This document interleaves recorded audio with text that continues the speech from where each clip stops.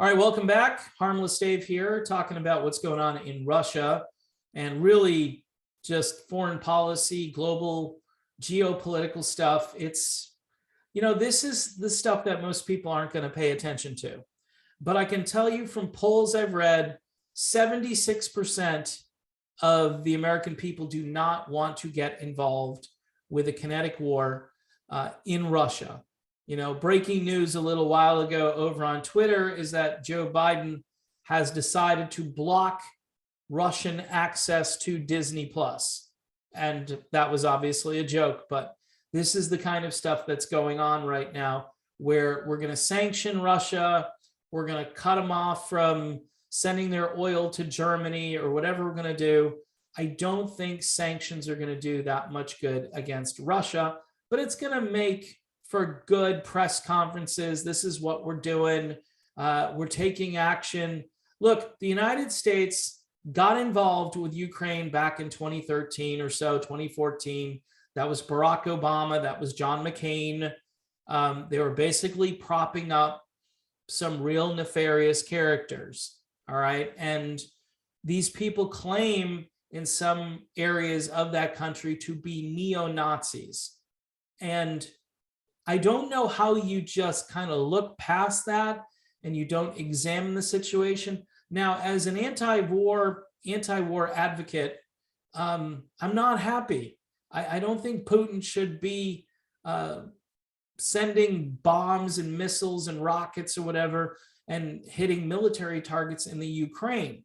I don't, but here's the other, the conservatives will say, well, this is because Biden is weak and didn't send the right signals. Yeah, Biden is weak and he doesn't know what he's doing. And obviously, there's a good portion of both the Democratic and Republican Party that wants to provoke, that wants to instigate this. They want to line the pockets of the military-industrial complex. The people over at Raytheon are probably having a party today watching what's unfolding. And Americans have to wake up and stop just look at the narrative that we took for 2 years straight. And notice, that narrative is collapsing. All right. By March 1st, that narrative is going to be, hopefully on the ash heap of history, but a ton of collateral damage that you are going to see ripple out for maybe a generation or longer. I don't know how any of that goes away, but that's a whole other topic. I mean, once you come up for air and you breathe a little bit, and then you're going to get hit with, hey, here comes a kinetic war in Ukraine and Russia doing the damage, and Putin, who, again, I don't think he's the baddest guy on the planet. I know some people do. I think some people think that, this whole globalist agenda with Klaus Schwab and, the usual suspects, who install attorney generals in the United States who don't enforce laws and who let violent criminals out on the streets. Yeah, that's, I think that's more detrimental to the United States than anything that Vladimir Putin is doing. Now, as a guy who's anti-war, of course, you look at it and you're thinking, Putin, what are you doing? Why are you doing this? And it does look aggressive. It looks like an act of aggression. But nobody seems to react when stuff happens in Syria in this way or in Yemen. There's no global outcry. The proportionality of the reaction to Putin is far different from when we instigate something or when NATO approves of something, right? They have to get to the bottom of it right away, and this cannot stand, and we shall not let it stand. Well, in the same sense, Russia is doing something that, we've been doing for a very long time. We want to remake countries in our own image. And here comes Russia. The difference is this country is on the Russian border. And there are a lot of nefarious characters back in 2013. John McCain, Barack Obama, they basically propped this country up. And they knew the kind of people who they were propping up, but they did it anyway, because it's the whole thing of, we hate Putin so much that will support some of these people who are even self-proclaimed neo-Nazis in the Ukraine. They're self-proclaimed. I mean, you can find videos everywhere of this. You can read articles all over the place. So the proportionate reaction between the Syria issue, the Yemen issue, and anywhere else where we go around the world and try to, promote democracy or spread democracy or try to remake regions, right, in our image. We spent 20 years in Afghanistan. How did that work out? Americans don't have the stomach for this. 76% of Americans do not want this. We've got so many problems here in this country. We're still trying to unravel the medical tyranny that was imposed. And I think it's important, by the way, that they don't let that go. Some people are still concerned about the upcoming elections. There's so many issues, but when I see Republicans and Democrats coming together, seriously, like bonding over Putin, like Putin is the only thing that can unite us. No, all that Putin does is unite all of the lobbyists and all of the military contractors who support these just sold out politicians who are going on television and making these statements, and they don't really know the geopolitics of this at all. They don't understand that Russia feels threatened by this country to the south of them. I don't think Russia is going to expand any conflict. I don't think Russia wants to do battle with anybody but this region that they believe is a rogue state, and they want to take care of that and stop that. Now, is that a good strategy? I don't know, because what's happened since like 2015 and 2016 is the media has invested so much energy in making Russia the boogeyman and the bad guy. And here they are being the boogeyman and the bad guy. So unfortunately, with Putin's actions, he has this indirect, unintended consequence of propping up the media in this country who can say, see, yeah, Donald Trump, see, he was affiliated. No, it's the Ukraine against Russia, Biden and the Ukraine and Hunter Biden. And here's this big oil contract and he knows nothing about oil. So, and then people could say, well, I mean, Trump was just saying that he wanted to get along with Putin. And that was a huge mistake that he made, apparently, because they just used that and ran with that, and they haven't let go of it since. And people will blame Trump for this somehow. I know they will. And I'm not defending Donald Trump's foreign policy, because again, he put a lot of people in places that he shouldn't have. But everyone's complaining about Russia doing this to Ukraine, and Russia fired back with their own propaganda and said, look, Israel and the Golan Heights, right? Israel and their open air prison that's been going on for a very long time. And that's the norm. That's the normal situation in Israel, whereas Russia has just embarked on this. I don't think Russia is going to move into the region and take it over. I don't know, though. Maybe they are. Maybe they're going to send ground troops in and lock everything down that they feel is affecting the eastern region known as Donbass, which is closer to Russia in a sense, but just it's in its own specific geographical location that is close to where Russia is, but it's just more in line with the Russian way of thinking, supposedly. The people there would rather be in Russia than the Ukraine. And I think Putin doing his, hey, I recognize these two rogue states has really outraged NATO.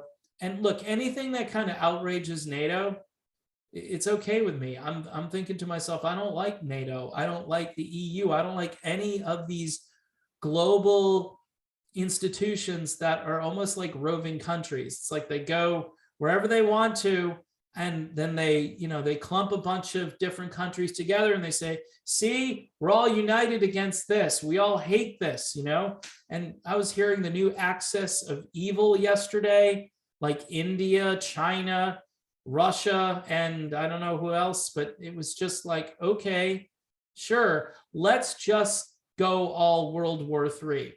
The simplistic thing, which isn't a bad view, is to say no foreign entanglements, because that's what the founders believed in. Anti-war. War is costing us $1 trillion a year. And a conflict like this will likely, I don't know, increase that by at least 50% if we decide that we're going to get too involved in it. Weirdly, Biden has kind of taken his foot off the accelerator, or whoever's directing Biden, I should say, because he's like, oh, we're just going to, we're throwing sanctions out there and we'll see how it is in a month. All right. In a month, I'm sure that whatever Putin is trying to get accomplished there, he's going to get it done. And by that time, the reevaluation will be, okay, Russia did everything, they're out, so we can go back to normal, or we can just keep the sanctions in place. I have no idea what our government is really doing. All I know is this guy Blinken, he was there in 2013 and 2014 when we were essentially lifting up neo-Nazis in the Ukraine. So I know that's not the whole story in Ukraine. I know there are different places in Ukraine that don't hold and share the same values. This is why it's really complicated. But what the news media is giving you is a Cliff Notes neoliberal, neoconservative view on how we're supposed to feel about Russia, right? And they're doing it over and over again. And their big claim to fame right now is, see, I told you so. What's interesting is none of this happened when Trump was president, right? And this is the more, hey, our guy is better than your guy. But it is true, right? This didn't happen when Trump was president. Definitely happening with warp speed. Sorry to use a term that's been bludgeoned to death, but it happened pretty quickly under Biden. And then you got Hunter Biden and the whole Ukraine scandal there. So this, to me, almost seems like a proxy war against Biden and his son to say, look, you supported this super corrupt country. Russia is no picnic, but people might see, if they do a deep dive, that they're either just as bad as we are or worse in some ways. And there are some people that just support Russia through this and think that, hey, they didn't do anything wrong. They're just defending the homeland or whatever. And that's not necessarily true either. But I think what people really need to get a grip of is there is definitely two sides of this coin. There's one side, which is the typical John Bolton, we have to spread democracy and we have to stop this aggression. But nobody stops the United States when we're aggressive in the Middle East or in places like Syria. And nobody's stopping the aggression into Yemen, right? Nobody. Everybody doesn't, they don't bat an eye when that stuff happens. They report it.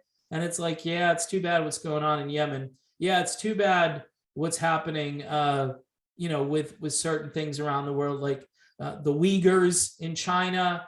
Nobody seems to care about them except a few basketball players who, have some cojones. But for the most part, we're all just on autopilot, just soaking in the mainstream news narrative, which quite honestly is more gaslighting and more propaganda. We just shifted from the health and medical tyranny stuff over to now what do we have to do? Well, we have to defend democracy. We have to defend the right to Ukraine to self-determination. We have to defend their borders.